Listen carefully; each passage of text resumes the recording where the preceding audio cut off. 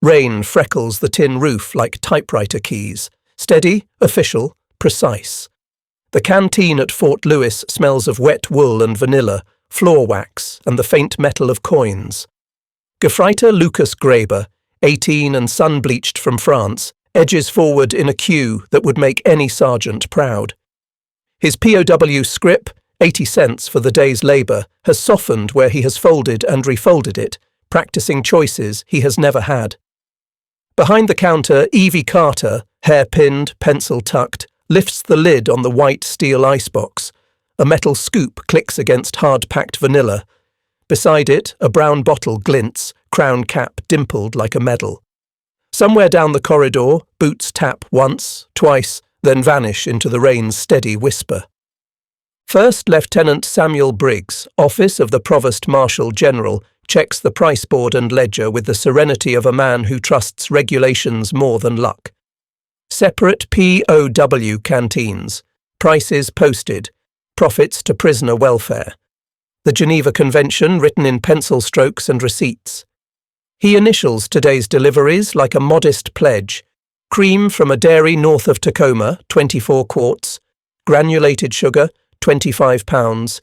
8 wooden cases. 24 Coca-Cola bottles each. 2-cent deposit to keep the glass moving through the system like blood through a vein. The supply sergeant, rain beading on his poncho, grins at Evie and notes the small miracle of logistics. The same flavours, the same bottles inside the wire as in town.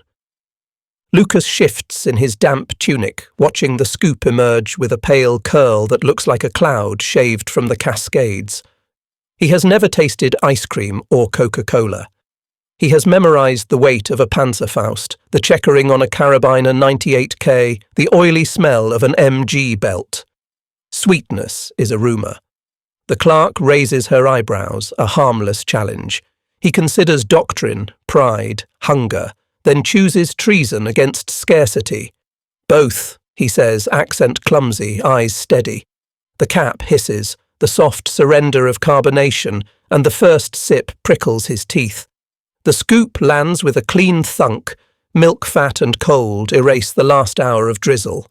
He doesn't know the chain of trucks and credits that placed this luxury within reach.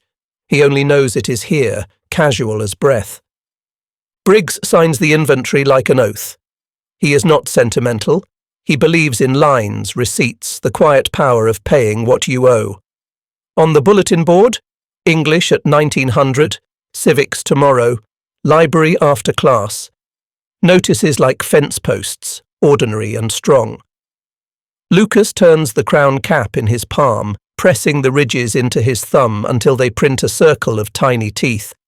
Outside, the firs drink rain and the rails hum with freight. Inside, a boy meets the taste that will not fit inside any speech he has heard about America.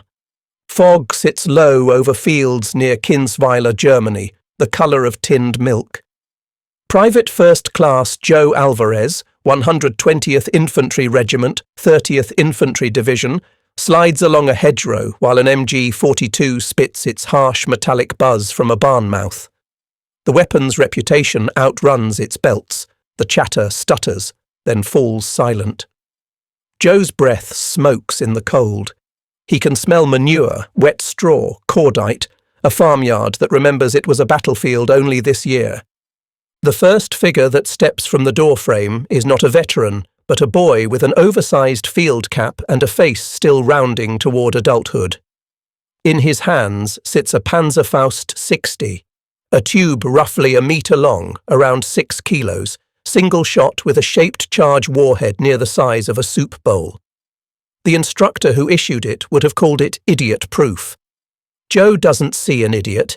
He sees a kid whose belt won't stay cinched because someone handed him anti-tank doctrine faster than a proper meal. Another boy follows, cradling a Carabiner 98K, 7.92 by 57 millimeters, long barrel, honest wood, worn smooth at the sling. Behind them, a third sets down an MG-42 with careful reverence, palm resting on the feed cover as if to apologize. A scrap of table linen serves as a flag. Joe raises his hand and points to the ground with an open palm. The boys obey, laying their weapons in damp straw like tools at day's end. The oldest might be 19. One stares at Joe, then at the canteen on Joe's webbing. "America, Coca-Cola?" he asks, halting, almost hopeful. Joe blinks, then barks a short laugh he won't admit his relief. He motions them forward, careful, rifles levelled but not hard. They emerge into ambiguous daylight, lines reforming around them. The company's sergeant calls for tags and tallies. Joe's pencil scratches, numbers, names, ages that could belong to a high school. He has a kid brother in New Mexico, 16, who brags about throwing a fastball and about the summer job at a dairy that paid for new boots. Joe looks at the boys and feels the strange twin of pity and discipline. War demands both. As they march toward the collection point, one of the surrendered teenagers stares back at the barn as if listening for a voice. All he hears is the clink of empty canteens and, far off, a motor lorry coughing to life. Joe will write home tonight. He will try to explain the taste of this morning, iron, fear and, somehow, hope shaped like a bottle he can almost hear hissing open. The pencil sharpener on Briggs's desk rasps like a small machine gun, shavings curling in neat brass ribbons. Morning inspection tastes of coffee and rain. He opens the regulation binder where tabs mark rations, work details, discipline and canteens, the doctrinal spine of 1,000 quiet victories. The point is not indulgence. The point is order, which builds consent, which reduces risk. In the hallway, damp boots leave ghost prints. In the storeroom, crates sit squared, every label facing out like soldiers at attention. He briefs new guards with the bored clarity of a man who loves routine. Separate POW canteens, no profiteering. Profits go to prisoner welfare, library, vocational classes, the English lessons whose chalk still dusts his sleeves. Wages are recorded, 80 cents a day in camp scrip for work details that keep minds and hands busy. He pauses where every tour pauses. The ledger. Numbers are his ammunition. The United States holds roughly 372,000 German prisoners within its borders, part of about 425,000 Axis POWs spread across something like 700 camps. The nation feeds, clothes, houses and audits them while fighting on two oceans. The miracle is not glamour, it is paperwork that never misses a step. Evie appears with a manifest to sign, cream, sugar, cases of Coca-Cola, each line a promise kept. Briggs's pencil checks inventory and time. He has learned to see supply as scripture, generalized, exact, demanding faith expressed in trucks and receipts. He writes a note to himself. Treatment is strategy. Not a slogan, but a field order that keeps the wire quiet and the work details full. Rumour says a prisoner volunteered last week to help the librarian, returning books with a boyish seriousness no guard could manufacture. He walks past the bulletin board and straightens the edges of a civics pamphlet. He knows the common sneer, that this is sugar propaganda. He prefers a different phrasing, contract discipline. The canteen is not a favour. It exists because the Geneva Convention requires parity of treatment and because fairness is cheaper than force. Yet even he can feel it, something else at work when a line of teenagers spends their wages on a scoop and a bottle. Down the corridor, the class bell rings. For a moment, Briggs hears only the rain and the faint hiss of a bottle somewhere opening. An impossible number hangs in his mind like a banner, more than 5 billion bottles of Coca-Cola shipped to American forces worldwide, and enough left that a prisoner can buy one inside the wire. He closes the binder with a soft clap, a salute to arithmetic made mercy, then heads for the door. The storeroom is cool as a church nave, light slanting across galvanized shelves. Condensation beads on a refrigerator door. Wood crates perfume the air with faint caramel and wet cardboard. Evie signs for the delivery without drama, cream from the dairy up the highway, sugar in a muslin sack, 8 cases of 24 Coca-Cola bottles with deposits logged at 2 cents each, the glass circulating like issued canteens. She sets her pencil in the ledger's gutter, taps totals twice, and smiles. Logistics here tastes like order. It smells like vanilla. Lucas watches from the doorway, forbidden to enter but allowed to see. The geometry reassures him. Labels forward, box corners squared, the small dignity of abundance arranged with care. He remembers a cupboard at home where his mother hid beet syrup, and how each scrape of the spoon felt like trespass. Here, Evie measures sugar into a steel bin the size of a footlocker, as if there will always be more. He studies the posted prices and the neat line that reads, "Ice cream, available," tracing the letters with his eyes the way boys trace the grain on a rifle stock. Briggs arrives with his clipboard, precise as a quartermaster, calm as a chaplain.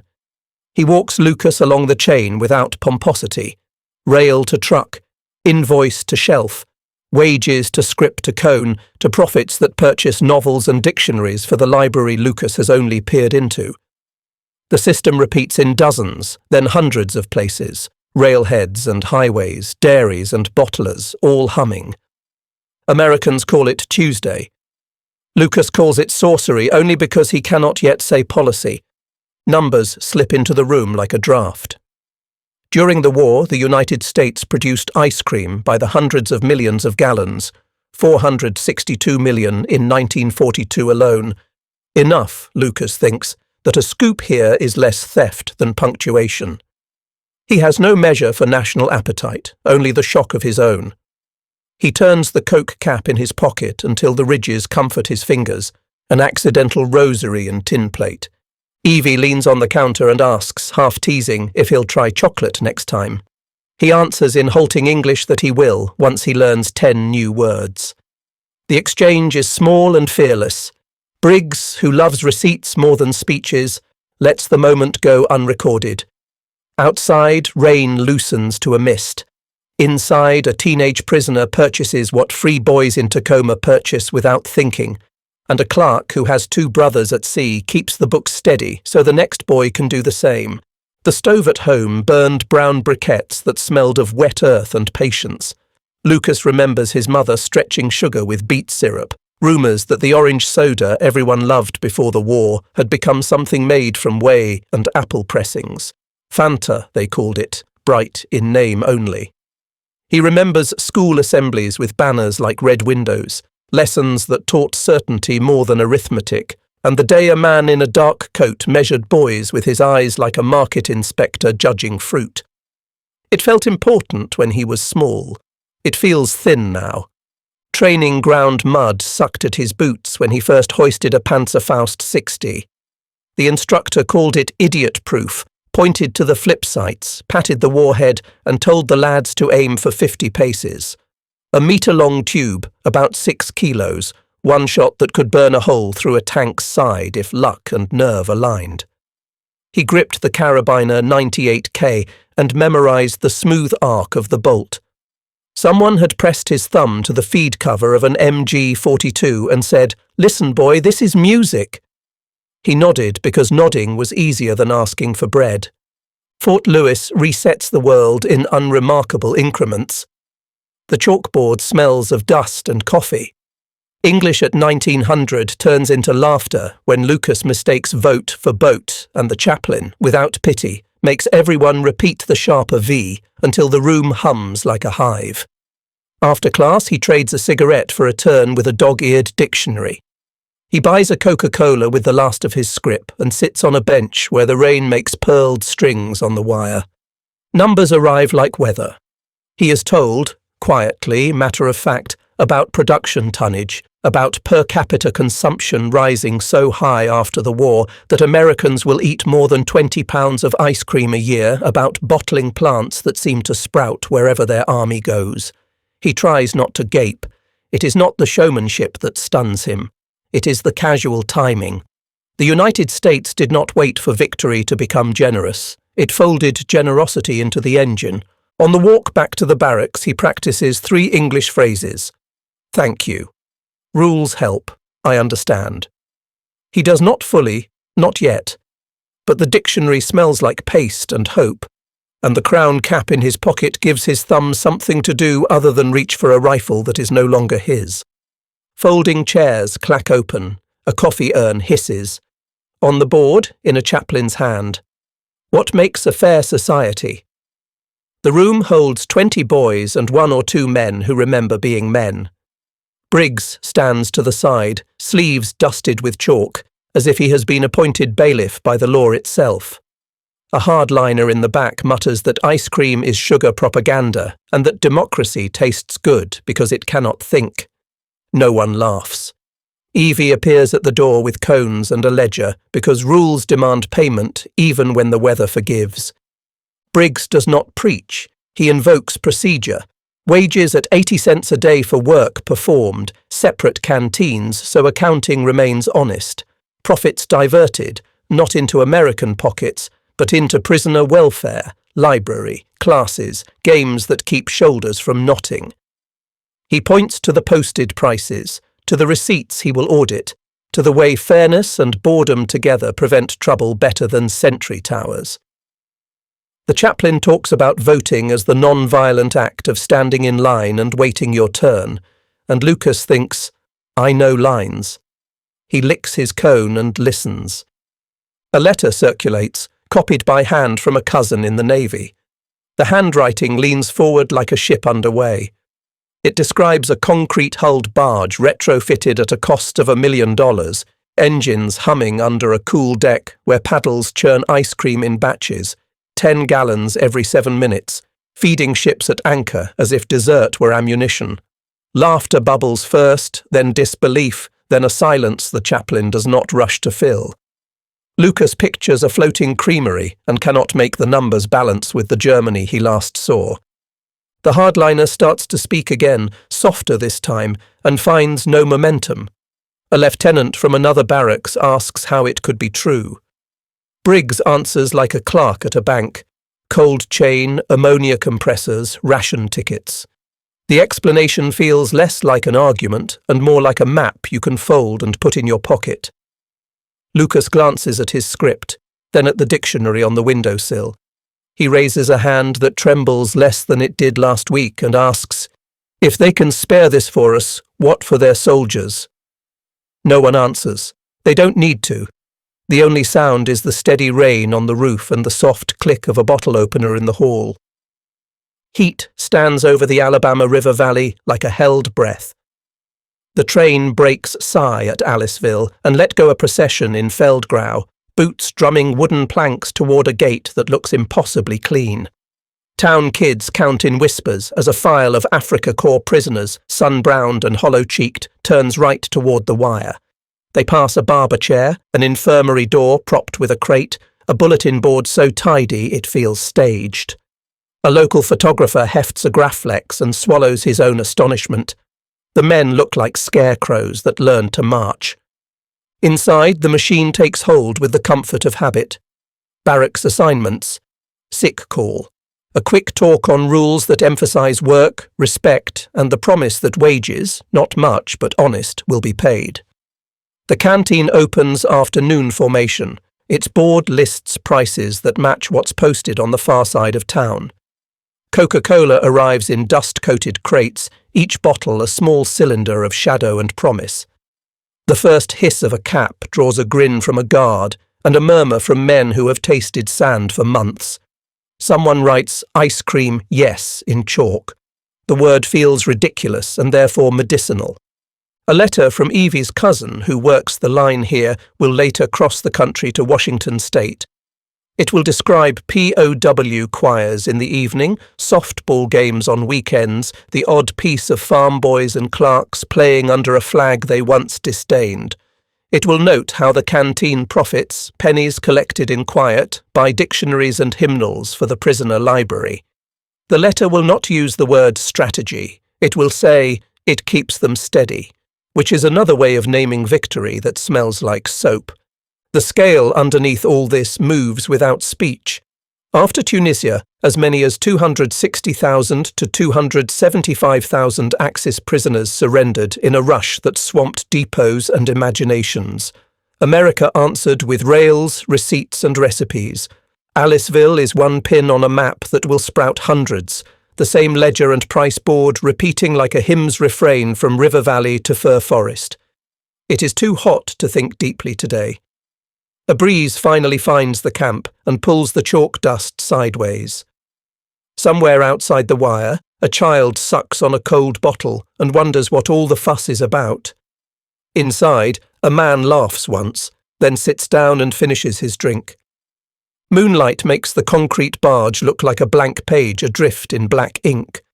Below deck, the air is a steady hum, the throaty purr of compressors, the stiff whisper of fans, the lick and slap of paddles turning thickening cream. A petty officer checks gauges with the attention of a surgeon. He calls out a number that means the mixture will set. On deck, a line of sailors waits with mess cups, quiet from habit more than reverence. The first ladle lands like a benediction. The radio man who writes to his cousin in the infantry doesn't reach for poetry. He notes the facts like coordinates. The Navy converted a concrete-hulled barge at a cost of $1 million. The plant can turn out roughly 10 gallons every 7 minutes when the compressors sing. Officers log batch times and temperatures as if plotting artillery fires. The barge slips from anchorage to anchorage, feeding destroyers and carriers because sugar and milk fat prove that home is not a place but a capability. He doesn't boast. He doesn't need to. The numbers are their own music. Censors read the letter and pass it. It finds Joe Alvarez weeks later, folded into another envelope. He carries it in a breast pocket until the paper goes soft. Then he copies it by hand and forwards it stateside where, one wet evening at Fort Lewis, it will make a room of teenage prisoners fall silent. Briggs will nod once, unsurprised not because excess pleases him, but because predictability does. The chaplain will say little. Evie will consider what it takes for milk to cross an ocean and hold together. Here the barge rolls as if nodding agreement. Deep in the guts of the thing, ammonia coils sweat. A machinist wipes a rag on his wrist and nods to the petty officer. They have built an altar where the sacrifice is physics and the liturgy is temperature. A ship's whistle calls across water. Cups clink. Somewhere a boatswain's pipe keens like a gull. The radio man folds his letter and licks the stamp. He ends with a line that will make Joe laugh on a cold morning in Germany. Don't tell the enemy. The joke, of course, is that the enemy will learn from a cone and a bottle what no leaflet could teach. The sun throws wire shadow lattices across gravel. Inside Barracks 4, an older prisoner whispers about escape and honour, the words brittle as kindling. He calls ice cream a narcotic and Coca-Cola a trick. The teenagers listen and do not argue because argument risks dignity they cannot afford. Lucas feels the tug, recognizes the comfort of slogans that ask little more than loyalty. He stares at the crown cap in his pocket until the metal calms him the way ritual calms believers. A scuffle sparks over a cigarette and dies when Briggs steps in with that maddening, decent, officiating soldiers learn to respect. No shouting, no threat. Just the quiet machinery of rules, restitution, extra work shift, a line in a ledger that means tomorrow remains predictable. The sergeant of the guard notes, not for the first time, that incident rates shrink when the canteen stocks what boys will buy and the library shelves what boys will read. Intelligence officers, who never met a pattern they didn't love, record that talk flows more freely after payday. Cigarettes, chocolate, Coca-Cola and ice cream loosen tongues more gently than any interrogation schedule ever drafted. Evie watches scrip circulate like a small weather system. It buys cones, it buys stamps, it buys patience. Profits fold back into a library that smells like glue and pencil wood. The same 2-cent deposits keep glass in motion as if the entire country were a circulatory diagram. What would have sounded impossible in another century becomes routine. A nation can hold roughly 425,000 Axis prisoners, including about 372,000 Germans, across some 700 camps while the front eats men and steel, and it can do so without breaking a sweat on the home front. The impossible is less the size of the number than the stillness it produces. The older prisoner runs out of sentences, Lucas offers him the end of a chocolate bar and calls him Hare, a small, unarmed courtesy. Outside, a train whistle draws a line across the sky. The wind turns cool and smells of fur and coal smoke. When the bugle sounds lights out, the wire throws a last long shadow up the barracks wall, then disappears, replaced by the low, warm noise of men not afraid of sleep. Someone, perhaps out of mischief, pops a bottle in the dark. The hiss is a secret, ordinary and absolute. Pins push into a wall map until the United States looks like a bristling porcupine. Aliceville, Fort Lewis, 100 names that rhyme with discipline. Briggs stacks ledgers in threes and opens the top one as if uncovering a reliquary. The numbers are not abstract. They are the quiet weather of the camp. Wages paid. Scrip issued. Canteen profits diverted to the library where the dictionary's spine creaks like a floorboard. Discipline board minutes thin to almost nothing. He writes the totals in a neat square hand that would have comforted his father and will, he suspects, bore his son. He pulls other documents, weekly returns from other posts, a typed summary from Washington, and lays them out like a staff officer building an operation order. At peak, in May 1945, there are roughly 371,683 German POWs in US custody, part of around 425,000 Axis prisoners held in about 700 camps. Incidents remain low because the routine remains high. The canteen shows another quarter of honest revenue that flows into books, balls, chalk, and hymnals. A nation at war spends itself on shells and steel, yes, but also on dictionaries and ice cream for boys who shot at it last month.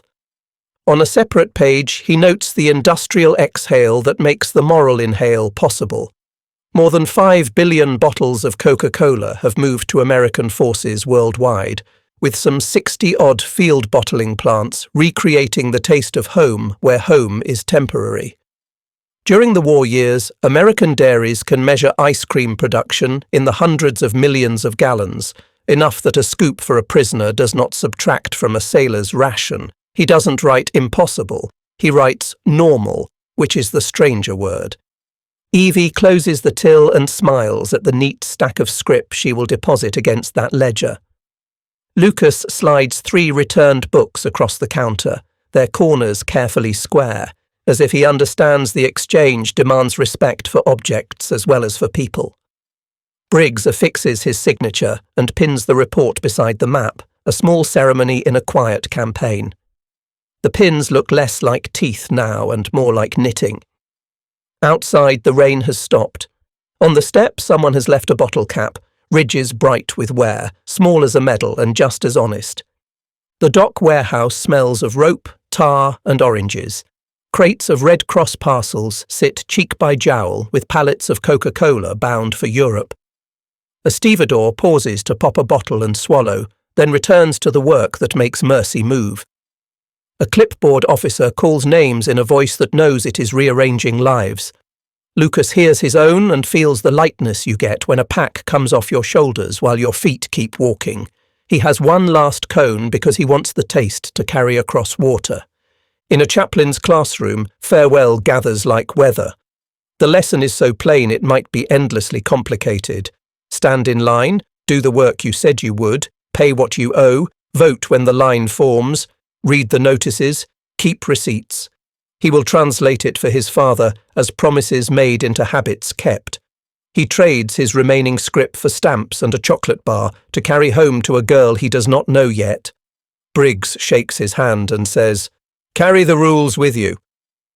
It is not a benediction so much as an operations order written for a single soldier.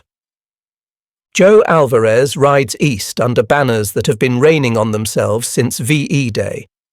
He rereads the letter about the $1 million ice cream barge and laughs aloud on a troop train because absurdity feels like fact when you can point to it.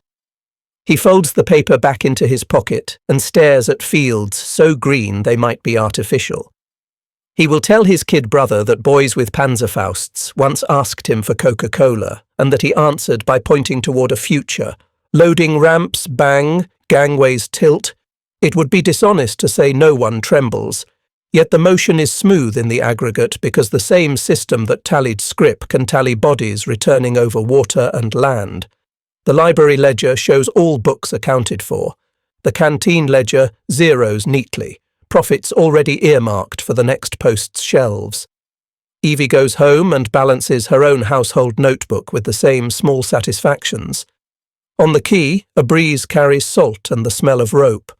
Lucas fingers a crown cap in his pocket. It is dented and warm from his hand.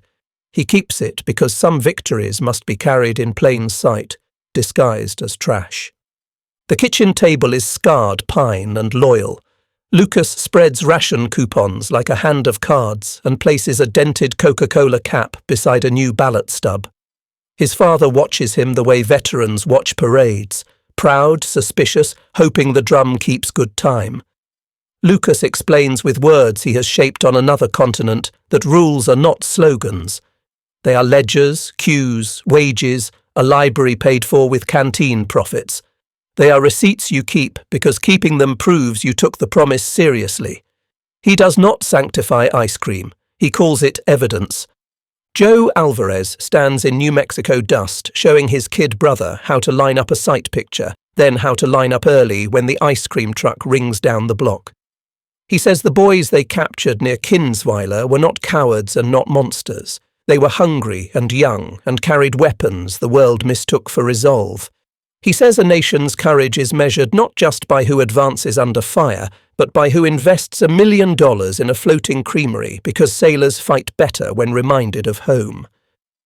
Briggs, who traded a clipboard for a lectern, tells a room of students that it was not softness that stocked POW canteens. It was doctrine connected to industry, Geneva regulations carried on rails and in invoices, law turned into logistics. He writes on the board numbers that still seem to offend common sense. More than 5 billion bottles of Coca-Cola to American forces. Wartime ice cream production measured in hundreds of millions of gallons. A peak of roughly 371,683 German POWs held in the United States without national strain. The students blink. He shrugs. This is what free societies do when they decide to out-organize tyranny. Evie balances a grocery ledger at her kitchen table, pencil tapping totals just as she did behind the camp counter.